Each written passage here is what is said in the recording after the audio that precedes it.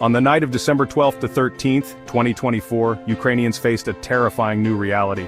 Russia launched a massive assault on the nation's energy infrastructure. This attack was one of the largest since the war began. It plunged millions into darkness and cold. The attack involved a barrage of missiles and drones. The attack began under the cover of darkness. Explosions rocked cities across the country. Ukrainian officials confirmed that Russia had fired dozens of cruise missiles. Adding to the chaos, nearly 200 Iranian-made drones were deployed. The primary targets were clear power plants, substations, and key components of Ukraine's energy grid. This attack was not just about turning off the lights, it was a calculated assault on the very fabric of Ukrainian society. The timing was especially cruel. Winter was tightening its grip on the country, temperatures were plummeting below freezing. The attack plunged millions into darkness and cut off vital heating. The immediate impact of the attack was devastating. Millions of Ukrainians woke up to find their homes without power. Major cities like Kyiv and Odessa were thrown into chaos. Rolling blackouts became a terrifying new normal. In Kyiv, residents reported outages lasting 8 to 11 hours. The damage to Ukraine's energy infrastructure was extensive. Yasno, the company responsible for supplying power to Kyiv, reported that roughly half of its 3.5 million customers were without electricity. The situation extended far beyond major cities. Towns and villages across the country were also left in the dark. The attack had a ripple effect on essential services. Hospitals struggled to operate with limited power, surgeries were postponed, patients already grappling with the stress of war faced new anxieties. Reports emerged of people experiencing panic attacks and heart problems. The situation was nothing short of a humanitarian crisis.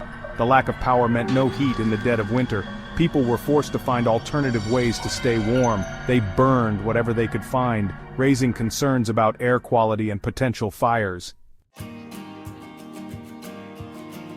The international community reacted swiftly to the attacks, condemning Russia for its aggression. World leaders called for an immediate end to the violence and expressed solidarity with the Ukrainian people.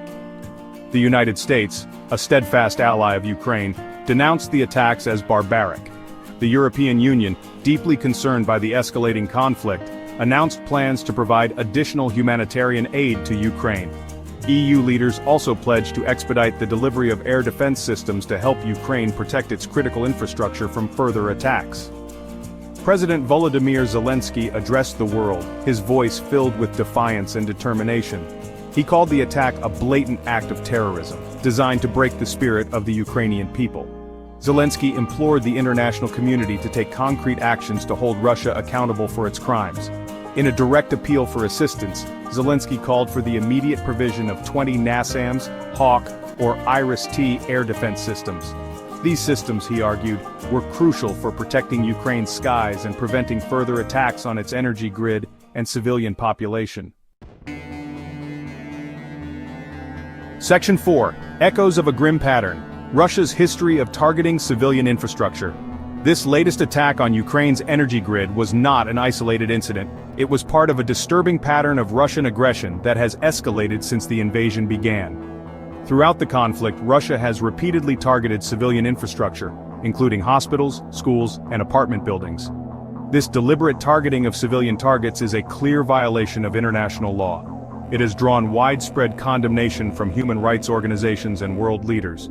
Despite the international outcry, Russia has shown little regard for the suffering it is inflicting on the Ukrainian people. The attacks on Ukraine's energy grid are seen as a cynical attempt to break the will of the Ukrainian people. By plunging the country into darkness and cold, Russia hopes to erode morale and force Ukraine to surrender. However, the Ukrainian people have shown remarkable resilience in the face of adversity. International experts have warned that these attacks on civilian infrastructure could constitute war crimes. The International Criminal Court is currently investigating allegations of war crimes committed in Ukraine. Section 5. A call to action. The world must stand with Ukraine in the face of aggression. The world is at a crossroads.